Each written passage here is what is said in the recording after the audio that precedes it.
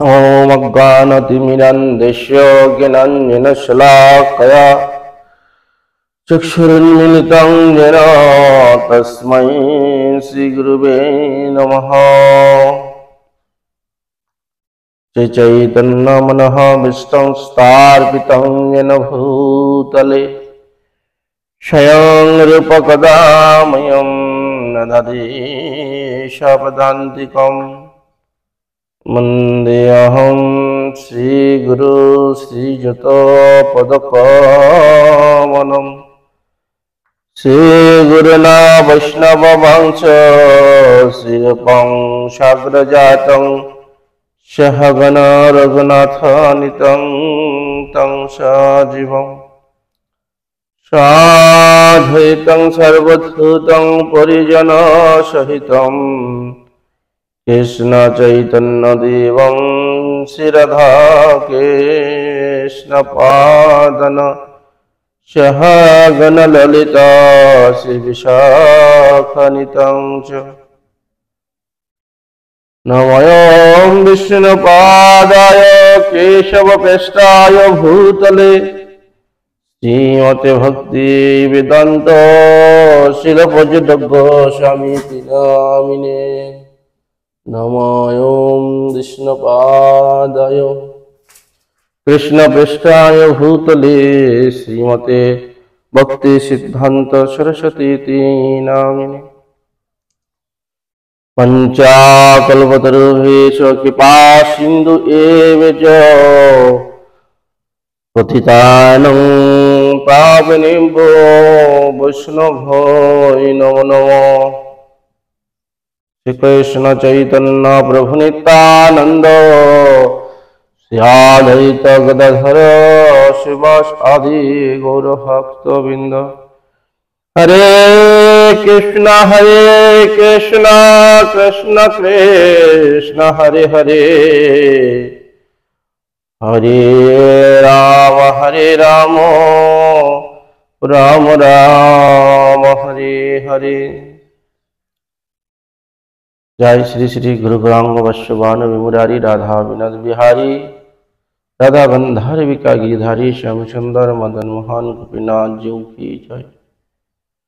नितलीराय प्रविष्टम विष्णुपाद परमहंस परिवार आचार्यष्टोत्तर श्रीमद् भक्ति वेदांत शिल पर्यटक गोस्वामी गुरु महाराज की जय। नितलीराय प्रविष्टम विष्णुपाद परमहंस परिवार आचार्यष्टोत्तर श्रीमद् भक्ति वेदांत शिल वामन गोस्वामी महाराज की जय। नितलीराय प्रविष्टम विष्णुपाद परमहंस परिवार आचार्य श्रीमद् भक्ति कुमार संत गोस्वामी महाराज की जय। नितलीराय प्रविष्ट ओम विष्णुपाद परमहंस परिवार आचार्य अष्टोत्तर श्रीमद् भक्ति तैतशील भागवत गोस्वामी महाराज की जय।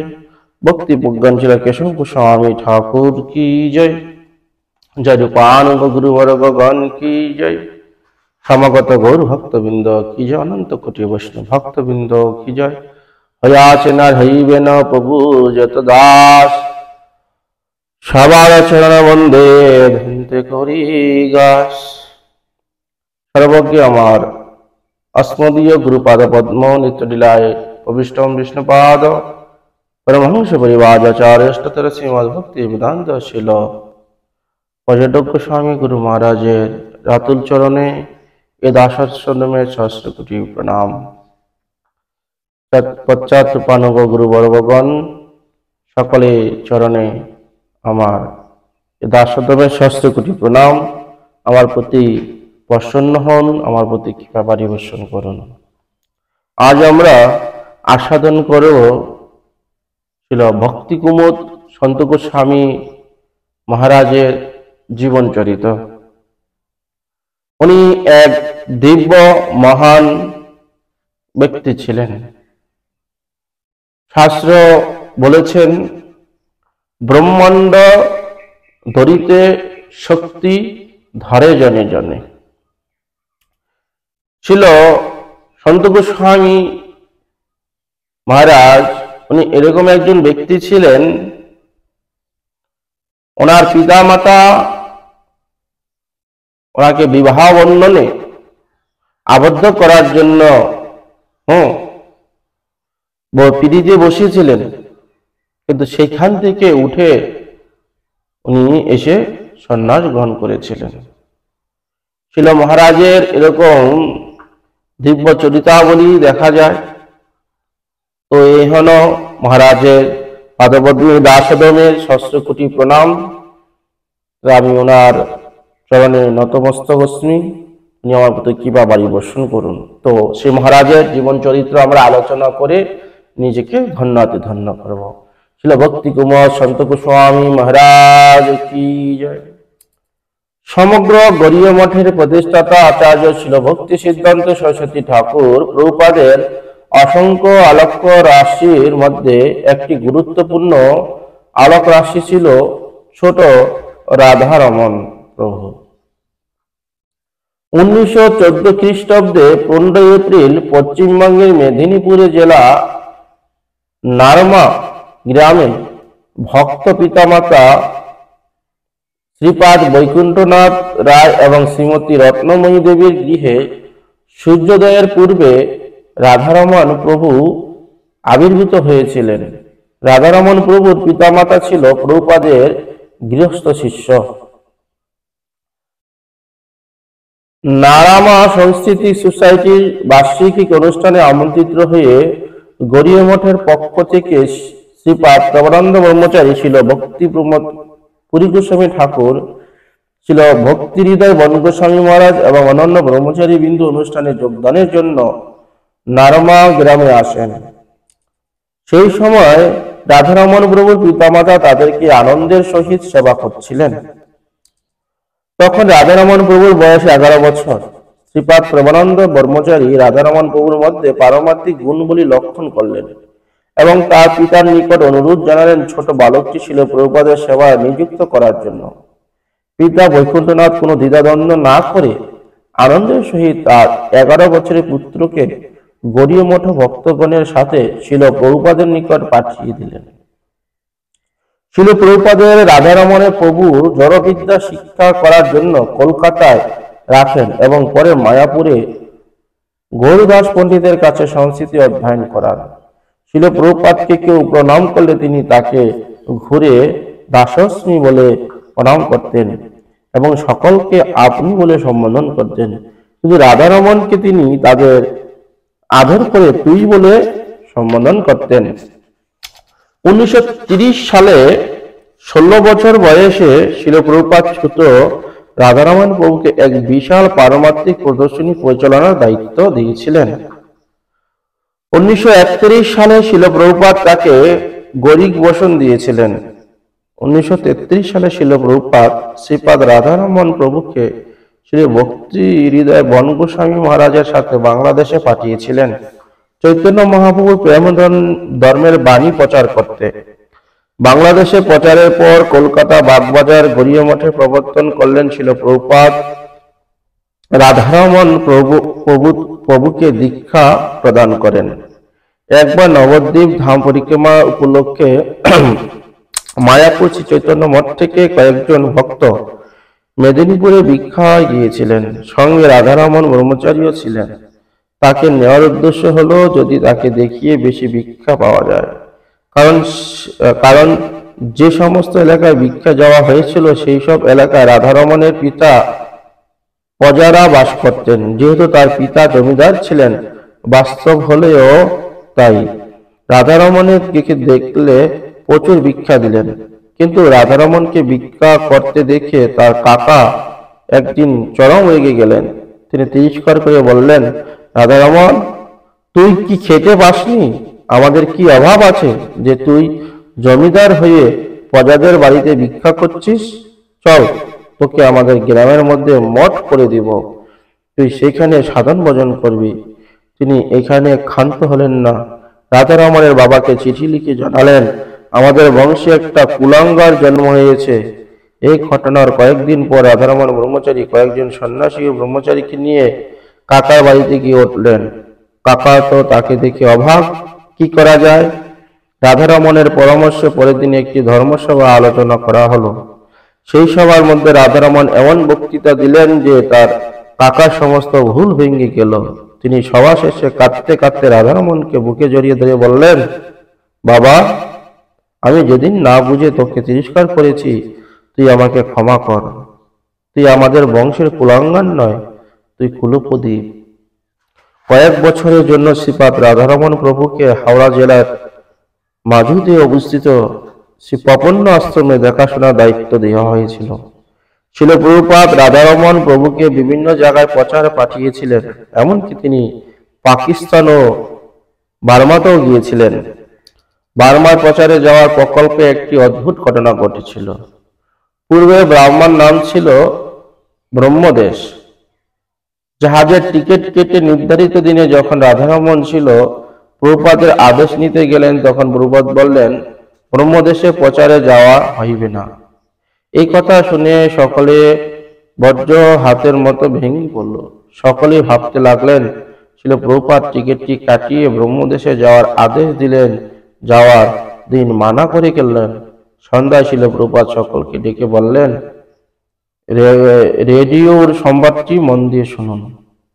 রেডিওতে সংবাদ এলো, আজ বেলা এতটার সময় এত নম্বর জাহাজটি হাওড়া বাবুরহাট হইতে ব্রহ্মদেশের উদ্দেশ্যে যাত্রা করিয়া গভীর সমুদ্রে সম্পূর্ণ সলিল সমাধি হইয়াছেন, একজনও জীবিত নাই। প্রভুপাদ রাধারমণের দিকে তাকিয়ে বললেন, কি রাধারমণ, আজ এই জাহাজটিতে ব্রহ্মদেশে গেলে কেমন হতো?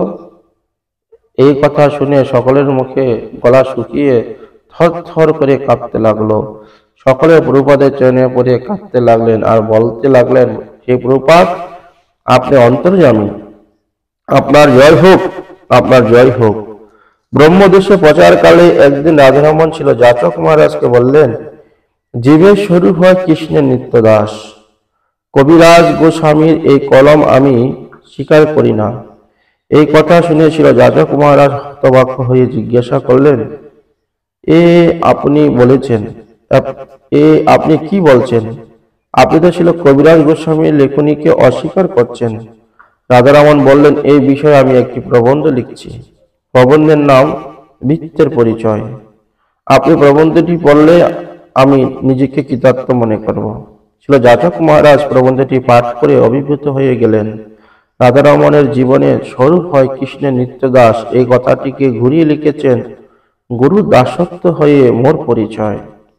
তিনি সঙ্গে সঙ্গে প্রবন্ধটি মায়াপুর চৈতন্য মঠে পাঠিয়ে দেন গড়িয়ে পত্রিকাদের ছাপানোর জন্য। সেই সময় গড়িয়া মঠের সম্পাদক ছিলেন প্রবরানন্দ ব্রহ্মচারী, ছিল ভক্তিপ্রমোদ পুরী গোস্বামী ঠাকুর, এবং সম্পাদক ছিল কৃষ্ণকান্ত দাস ব্রহ্মচারী, ছিল ভক্তিকুসুম শ্রবণ গোস্বামী মহারাজ। তারা উভয়ই প্রবন্ধটি পড়ে ছিল প্রভুপাদকে জানালেন।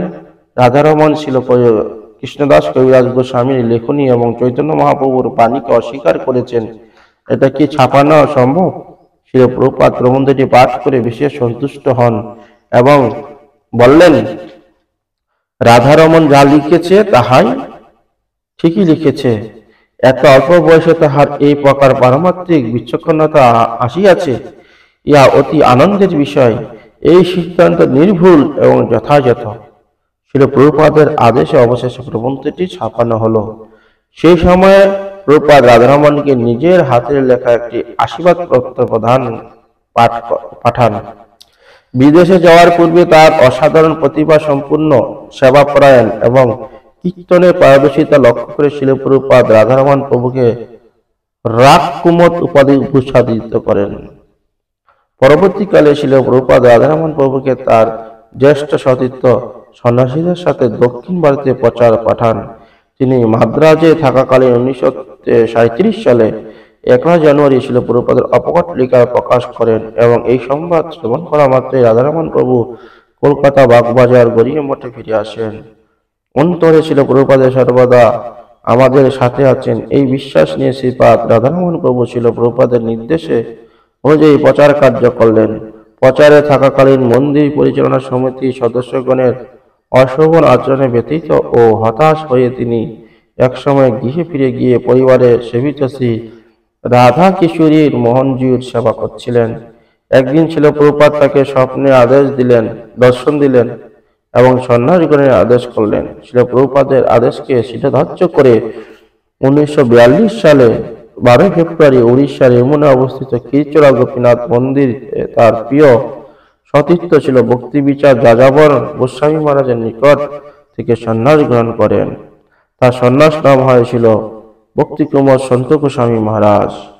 ছিল ভক্তি সিদ্ধান্ত সরস্বতী গোস্বামী ঠাকুর প্রপাত দেখতেন কেমন ছিলেন সেই সম্বন্ধে ছিল সন্ত গোস্বামী মহারাজ বলতেন, তোমাদের কি বলিব, এত অসম্ভব লাবণ্য জ্যোতি বিশিষ্ট ছিল প্রভুপাদের রূপ ছিল যে জগতের অসংখ্য বিশ্ব সুন্দরীর মাঝখানেও যদি ছিল প্রভুপাদকে রাখিয়ে দেওয়া হয়, তবে ব্যক্তির চক্ষু বিশ্ব সুন্দরী পরিত্যাগ করিয়া ছিল প্রভুপাদের উপর দৃষ্টিপাত করিবে। এই রূপ দেখিয়াছেন প্রভুপাদের।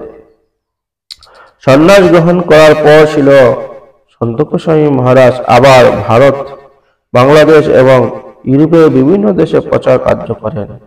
পরবর্তীতে তার জ্যেষ্ঠ গুরুভাতা ছিল ভক্তিবিলাস তীর্থ গোস্বামী মহারাজ।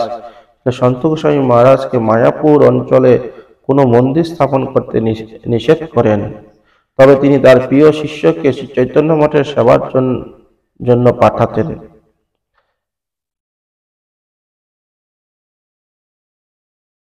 গুরুভাতা ছিল ভক্তিবিলাস তীর্থ গোস্বামী মহারাজ ছিল সন্ত গোস্বামী মহারাজকে মায়াপুর অঞ্চলে কোনো মন্দির স্থাপন করতে নিষেধ করেন, তবে তিনি তার প্রিয় শিষ্যকে চৈতন্য মঠের সেবার জন্য পাঠাতেন।